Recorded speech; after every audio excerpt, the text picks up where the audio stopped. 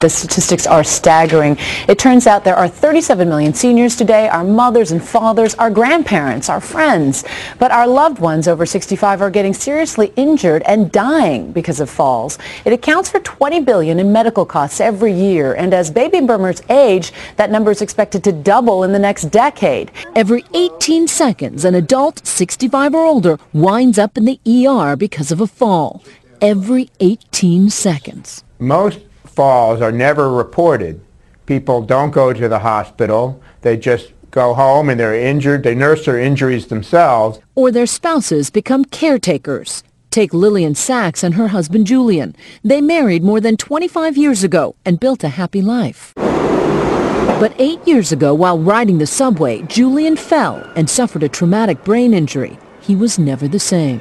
He had retinal occlusion in the right eye. He also had a shunt put into his head. This past summer, Julian fell again. He said, "I can't take this anymore.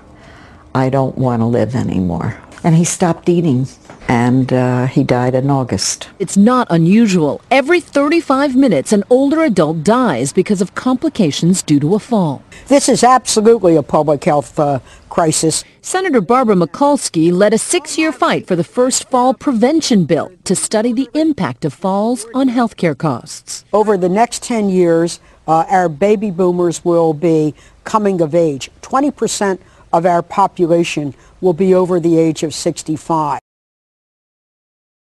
There's an often overlooked epidemic among the elderly in this country. Falling. It is the main cause of injuries leading to deaths. Every year, 1 in 3 Americans over 65 takes a fall. In 2005, nearly 16,000 died from the resulting injuries. But now there is a growing effort to prevent these tragedies. CNN's Dr. Sanjay Gupta, a CBS News contributor, has tonight's Eye on Your Health. A little bit of an obstacle course. Diane Schrader is just one stumble away from a serious injury. I feel like I'm going to fall down, and I hold on to things so I don't fall. Since she started having balance problems a year and a half ago, Diane broke her wrist falling in her backyard and admits to falling several more times in her home. I hit the floor, and then my head hit the washer. That fear of falling has made Diane a prisoner in her own home.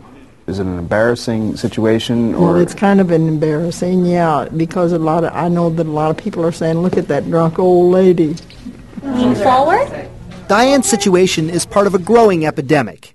Almost 2 million older Americans go to the emergency room every year as a result of falling. And with millions of baby boomers heading into their retirement years, public health experts worry about a tidal wave of injuries. The potential for this particular problem in our community is huge.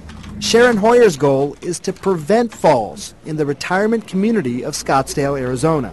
We don't put it in the same category as things like cancer and heart disease and stroke. It's so often viewed as a normal progression of aging.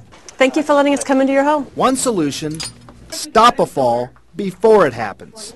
The light's good here. To cut down on emergency calls, the Scottsdale Fire Department now inspects the homes of senior citizens.